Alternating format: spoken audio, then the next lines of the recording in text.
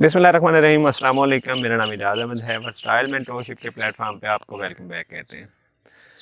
आपने कई दफ़ा सुना होगा कि पहले 40 से 50 दिनों में फसल की खुराक जो है फर्टिलाइज़र प्लान जो है वो मुकम्मल कर देना चाहिए। मैं आपको आज की इस वीडियो में बताऊंगा कि आपने कौन सी फसल में, कौन सी वैरायटी में कितने दिनों में फर्टिलाइज़र प्लान मुकम्मल करना है। देखिए, हर फसल का जो एवरेज ड्यूरेशन होती है, उसका जो लाइफ पीरियड होता है वो वेरी करता है वैरायटी टू वैरायटी। हर वैरायटी का मुख्तलिफ होता है। जिस तरह से सुपर का होता है 150 दिन के round about, seed to seed अगर आप देखें तो।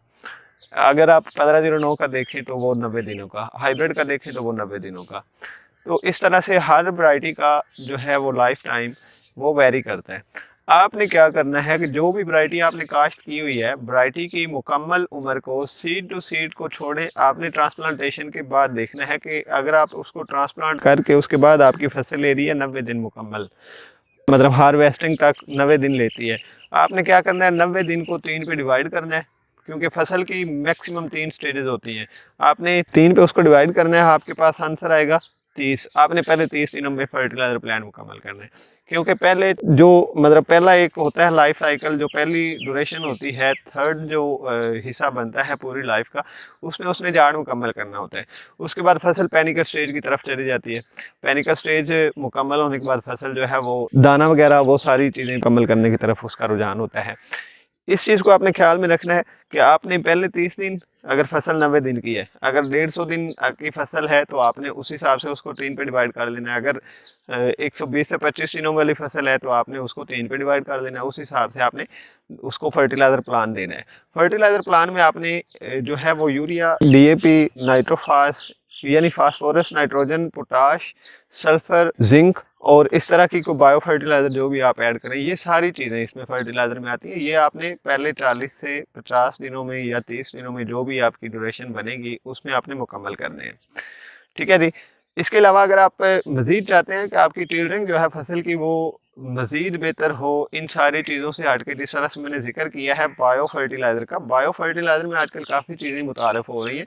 जिस तरह से एक यूनाइटेड सुपर क्रॉप है, ये सिंध का एक इदारा है, उसमें उनके पास है बायोस्टार के नाम से एक फर्टिलाइज़र है बायोस्टार। उसमें जो उसकी मेन रेसिपी है वो पोल्ट्री मैन्योर है, और इसके अलावा उसमें एक्टिव बैक्टीरिया उसमें ऐड किए जाते हैं। वो बैक्टीरिया क्या करते हैं, जब आप उसको ज़मीन के अंदर डालते हैं तो वो बैक्टीरिया मल्टीप्लाई होना स्टार्ट हो जाते हैं, मतलब 2 से 4, 4 से 8, 8 से 16, इस तरह से वो आप जो भी उसमें फर्टिलाइज़र देंगे वो बैक्टीरिया उस फर्टिलाइज़र को भी बेहतर तरीके से फसल को हासिल करने के लिए, उसको इस्तेमाल करने के लिए मदद देंगे। और दूसरे नंबर पे आपकी सॉइल का टेक्सचर, मतलब ज़मीन का जो टेक्सचर है वो भी उसके साथ बड़ा उस चीज़ पे इफेक्टिव होता है, वो भी बड़ा जल्दी उससे चेंज होता है। इससे क्या होगा, अगर आप ये चीज़ इस्तेमाल करते हैं तो आपकी फसल की टिलरिंग कैपेसिटी अगर तो है 20 टिलर करने की, तो इंशाल्लाह मैंने ये चीज़ एक्सपीरियंस किया है कि आपकी फसल की टिलरिंग कैपेसिटी 30 तक चली जाएगी। अगर इससे ज़्यादा ना भी हो तो 30 तक लाजमी जाएगी। अगर आपकी फसल की कैपेसिटी 30 टिलर करने की है तो 30 के जगह पे उसकी कैपेसिटी 40 से 45 की हो जाएगी। अब टिलर क्या होता है, एक अगर आप पूरा उसका जो है वो पौधा पकड़े तो उसके अंदर जितने वो तीले होते हैं, तीले ही आप पंजाबी में कहते हैं, उसके अंदर वो जितने भी उसके टिलर होते हैं उसको टिलर कहते हैं। वो जितने ज़्यादा होंगे उतना झाड़ भी ज़्यादा होगा। ठीक है जी।